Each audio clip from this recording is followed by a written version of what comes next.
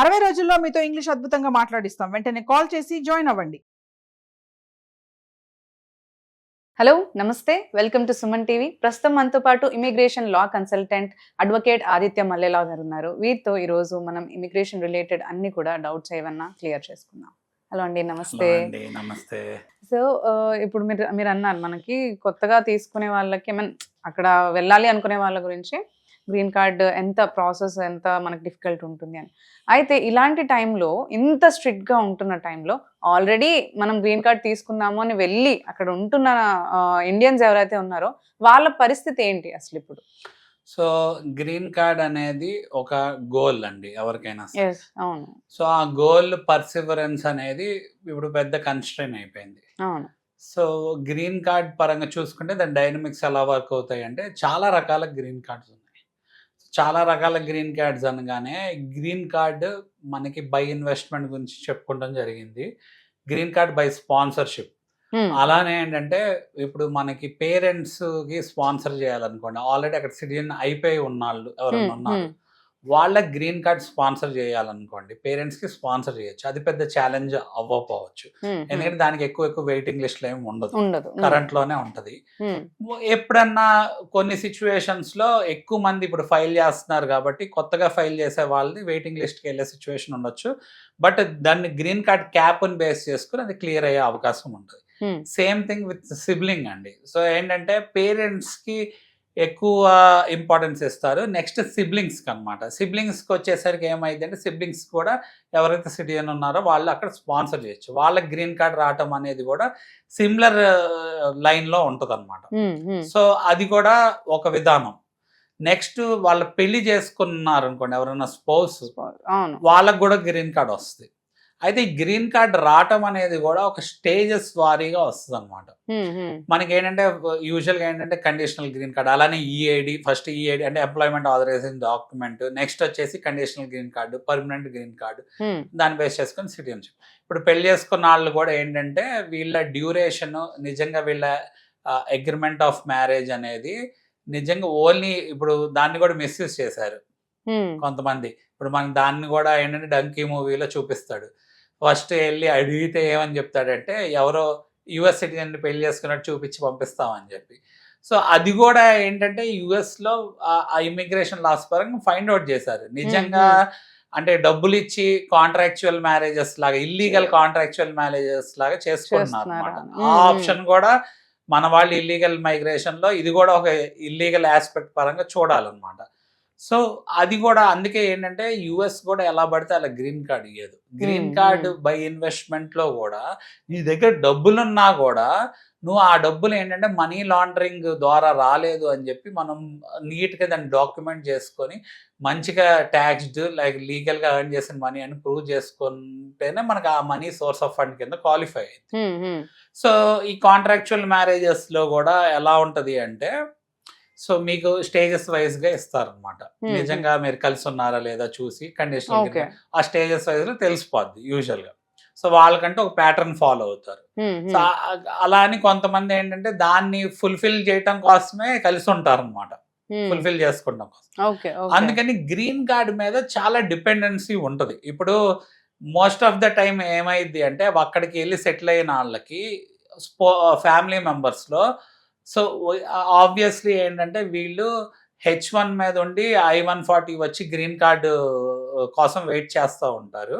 But వాళ్ళ స్పౌస్కి వచ్చేసి dependent స్టేటస్లో వాళ్ళకి ఏంటంటే ఇంకా గ్రీన్ కార్డు స్పాన్సర్ అయి ఉండకపోవటం వల్ల వీళ్ళు H4 EAD స్టేజ్ వాళ్ళ స్పౌస్ని స్టేటస్ని యూజ్ చేసుకొని దాని మీద వర్క్ చేసుకుంటారు లీగల్గా, అక్కడ ఎలిజిబిలిటీ ఉంది కాబట్టి. సో గ్రీన్ కార్డ్ కోసం వెయిట్ చేస్తా వాళ్ళకి ఏంటంటే వాళ్ళు చాలా ఇబ్బందుల్లో పడే సిచ్యువేషన్ ఉంది ఇప్పుడున్న సిచ్యువేషన్లో. బట్ ఏంటంటే ఈ H1B మీద నడుపుకుంటూ రావచ్చు, ఒక advantage. Already green card approve అయిపోయింది కాబట్టి వాళ్ళు కనుక వాళ్ళ జాబ్ని మెయింటైన్ చేసుకోగలిగితే, లైక్ ఇప్పుడు ఒక్కోసారి రెసిషన్ వచ్చినా లేకపోతే టెక్నాలజీ చేంజెస్ వచ్చినా, లే ఆఫ్లు అవ్వకపోయినా, సో ఇలాంటి సిచ్యువేషన్ అంతా వాళ్ళు జాగ్రత్తగా మెయింటైన్ చేసుకుని నెట్టుకుంటూ వస్తే ఆ స్టేటస్ మెయింటైన్ చేసుకుంటా వాళ్ళకి వాళ్ళు ఏదన్నా పాలసీ చేంజ్ అయ్యిద్దేమో అని చెప్పి ఎదురు చూడాలి. ఆ పాలసీ చేంజ్ అయ్యిద్ది అని అయితే నేనైతే అనుకోవట్లేదు ఉన్న సిచ్యువేషన్ పరంగా. అయితే ఎవరు అది కేటగిరీస్ ఉంటుంది కదా టైప్ ఆఫ్ గ్రీన్ కార్డ్ లో. ఇప్పుడు రీసెర్చ్ పరంగా వెళ్ళిన వాళ్ళకి త్వరగా గ్రీన్ కార్డ్ వచ్చే సిచ్యువేషన్ ఉంటుంది అనమాట. దానికి ఏంటంటే రీసెర్చ్ ఓరియంటెడ్ గా పబ్లికేషన్స్ చేసి ఉండాలి, ఆ రీసెర్చ్ ఏరియాలో నీకు ఎక్స్పర్టీస్ ఉండాలి, ప్రూవ్ చేసుకోగలగాలన్నమాట.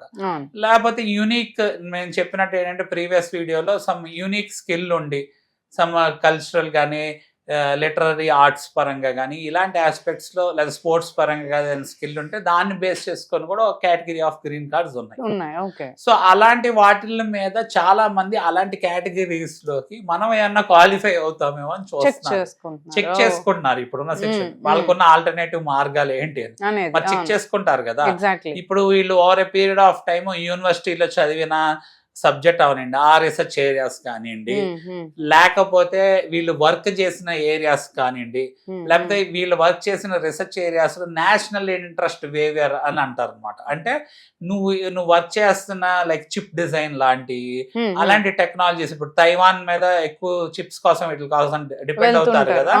సో అలా ఆ టెక్నాలజీ మీద వేరే కంట్రీ మీద డిపెండ్ అయ్యే అప్పుడు వీళ్ళేంటి ఒక పర్టికులర్ ఎక్స్పర్టీస్ ఇక్కడ ఇన్ హౌస్ గా వీళ్ళకి ఉందనుకోండి, ఇన్ ద కంట్రీ, వాళ్ళని ఎంకరేజ్ చేస్తుంది కంట్రీ అనమాట. వాళ్ళకి ఏంటంటే టెంపరీ వర్క్ వీసాస్ వచ్చేస్తాయి. అలానే ఆ వర్క్ వీసాస్ బేస్ చేసుకొని ఆ రీసెర్చ్ ఏరియాస్ బేస్ చేసుకొని వీళ్ళు కనుక క్లాసిఫై చేసుకోగలిగితే ఒక్కోసారి గ్రీన్ కార్డ్స్ వస్తాయి. లేకపోతే కొన్ని డాక్టరేట్ ఏరియాస్ లో సమ్ ఏంటంటే మెడిసిన్ ఏరియాస్ లో వీళ్ళకి రీసెర్చ్ ఏరియాస్ లో ఎక్కువ పబ్లికేషన్స్ ఉండి సమ్ రీసెర్చ్ ఏరియాస్ లో ల్యాబొరేటరీ వర్క్స్ లేకపోతే ఏదన్నా కొత్త రీసెర్చ్ ఏరియాస్ ని వీళ్ళు కనుక ప్రూవ్ చేయగలిగితే దాని మీద కూడా ఏమన్నా ఆప్షన్స్ ఉన్నాయా త్వరగా గ్రీన్ కార్డ్ రావడానికి అని చెప్పి ఎక్స్ప్లోర్ చేస్తున్నారు. అదర్ ఆప్షన్స్ ఏమున్నాయి అనేది. మొన్నటి వరకు ఎలా ఉండేదంటే యూజువల్ కన్వెన్షనల్ కేటగిరీ పరంగా చూసుకుంటే వాళ్ళకి ఉన్న హ్యాపీనెస్ ఏంటి అంటే గ్రీన్ కార్డ్ లేట్ అయినా కూడా వాళ్ళ పిల్లలు అక్కడ పుడతారు కాబట్టి వాళ్ళు అక్కడ సిటిజన్స్ అవుతారు అని వాళ్ళ ఆలోచన. అఫ్ కోర్స్ ఏంటంటే ట్రంప్ దాని మీద కొన్ని మెజర్స్ తీసుకొచ్చాడు బర్త్ రైట్ సిటిజన్షిప్ ఎండ్ చేయడానికి. దాన్ని క్లాసిఫై చేసే దగ్గర అన్ని వీసాస్ ని పెట్టి క్లాసిఫై చేశాడు నాన్ ఇమిగ్రెంట్. బట్ అసలు వాళ్ళ ఫోకస్ వచ్చేసి ఓన్లీ ఇల్లీగల్ ఇమిగ్రెంట్స్ ఎవరైతే కంట్రీలోకి ఇల్లీగల్ గా అన్డాక్యుమెంటెడ్ గా ఎంటర్ అయిపోయి పిల్లల్ని కానీ వేస్తున్నారు, వాళ్ళు సిటిజన్ అయిపోతున్నారు, వాళ్ళ మీద వీళ్ళు డిపెండెంట్ ఉండి మళ్ళీ ఇల్లీగల్ వర్క్స్ చేస్తున్నారు, కంట్రీకి కూడా థ్రెట్ అవుతుంది అని చెప్పేసి. బట్ అన్ని పెట్టేసరికి దానికి ఏంటంటే జెన్యూన్ గా ఉన్న వాళ్ళకి కూడా ఇబ్బంది అయ్యే సిచ్యువేషన్ ఉంటుంది. ప్లస్ కాన్స్టిట్యూషన్ పరంగా చూసుకుంటే వాళ్ళకి ఆల్రెడీ కాన్స్టిట్యూషన్ లో 14th అమెండ్మెంట్ కింద ప్రొటెక్ట్ అయ్యి ఉంది. సో దాన్ని ఏంటంటే వాళ్ళకి జ్యూరిస్ట్రిక్షన్ అండ్ అథారిటీ అనే వర్డ్స్ ఉంటాయండి. ఇప్పుడు ఎలా ఉంటాయంటే లాస్, క్రిమినల్ లాస్ పరంగా తీసుకున్నా లేకపోతే సివిల్ లాస్ పరంగా తీసుకున్నా, ఇప్పుడు మనం ఒక క్రైమ్ ఒక వేరే కంట్రీ అతను ఒక వేరే కంట్రీలో అంటే లైక్ లెట్స్ సే ఇండియన్ కనుక యుఎస్ లో ఒక క్రైమ్ చేశాడు అనుకోండి, ఒక రకంగా ఉంటుంది లా. యుఎస్ అతను ఇండియాలో క్రైమ్ చేశాడు ఒక రకంగా ఉంటుంది లా. సో అలా లా పరంగా జ్యూరిస్ట్రిక్షన్ అండ్ అథారిటీ అనమాట. ఆ కంట్రీకి ఎవరి మీద అథారిటీ ఉంది, ఏ జ్యూరిస్ట్రిక్షన్ లో ఉన్నారు అని బేస్ చేసుకొని దాని ఇంటర్ప్రిటేషన్ అనేది జరగాలి. సో కోర్ట్స్ డెఫినెట్ గా ఏంటంటే కాన్స్టిట్యూషన్ అప్హోల్డ్ చేయడానికి చూస్తాయి. లేకపోతే మనం మాట్లాడుకున్నట్టు వీళ్ళకి ఏంటంటే అమెండ్మెంట్ పరంగా దాని ఇంటర్ప్రిటేషన్ పరంగా only illegal and undocumented people who are like turning as a security threat for the country అని జస్టిఫై చేయగలగాలి. దాని మీద సమ్ లా ఏదన్నా తీసుకురాగలగాలి. మళ్ళీ ఏంటంటే లా పరంగా కూడా వాళ్ళకి అది హౌస్ ఆఫ్ రిప్రజెంటేటివ్స్, సెనేట్ ఇలా పాస్ అవటం, కాంగ్రెస్ ప్లస్ స్టేట్స్ పాస్ చేయాలి. అప్పటి వరకు బర్త్ ఇచ్చే వాళ్ళు కూడా ఏంటంటే వేరే స్టేట్కి వెళ్ళి బర్త్ ఇస్తాం ఒకటి జరుగుతుంది, ఏదైతే అక్కడ వాళ్ళ స్టే తీసుకురాని చోట లేకపోతే ఓవరాల్ గా ఇబ్బంది ఉంటే వీళ్ళు ఏంటంటే పుట్టిన వాళ్ళు ఏంటంటే కండిషనల్ బర్త్ మీద ఉండే సిచ్యువేషన్ ఉంటుంది. అది డిటర్మైన్ అయ్యే వరకు లా డిటర్మైన్.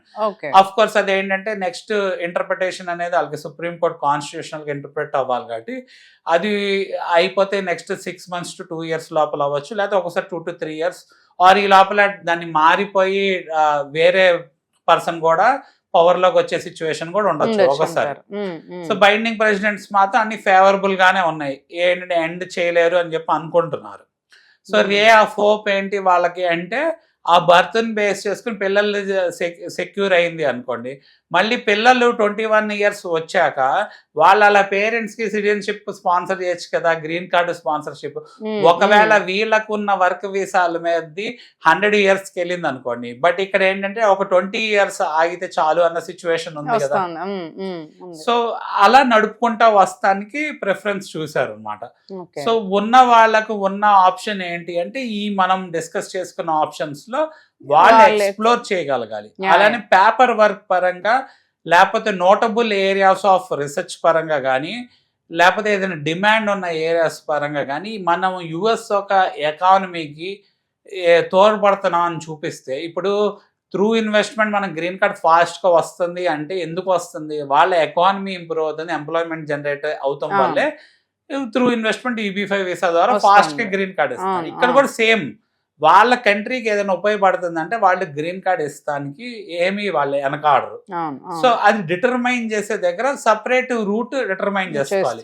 మనకి ఏవైతే వెయిటింగ్ లిస్ట్ లో ఉన్న ఏరియాస్ ని ఆప్ట్ చేసుకొని మీరు ముందుకు వెళ్తే ఇలా వెయిటింగ్ లిస్ట్ లో పడిపోయే సిచ్యువేషన్ ఉంటుంది. ఆ అదర్ విధానంగా క్లాసిఫై అవ్వాలంటే మనం కూడా అప్గ్రేడ్ అయ్యి మన స్కిల్స్ ని దాని ప్రకారం సెట్ చేసుకోవాలి. అందుకే స్టూడెంట్స్ కానీ అవనియండి, అక్కడ ఉన్న వాళ్ళకి అవనియండి, ఇప్పుడు ఉన్న వాటిలో ఏది వాళ్ళు దాన్ని ఎలా డాక్యుమెంట్ చేసుకుంటారు అనేది చాలా ఇంపార్టెంట్ అన్నమాట. ఎగ్జాక్ట్లీ దాన్ని బేస్ చేసుకుని వాళ్ళు సర్వైవల్ అనేది ఉంటుంది. ఎగ్జాక్ట్లీ. యా అండి, థ్యాంక్ యూ.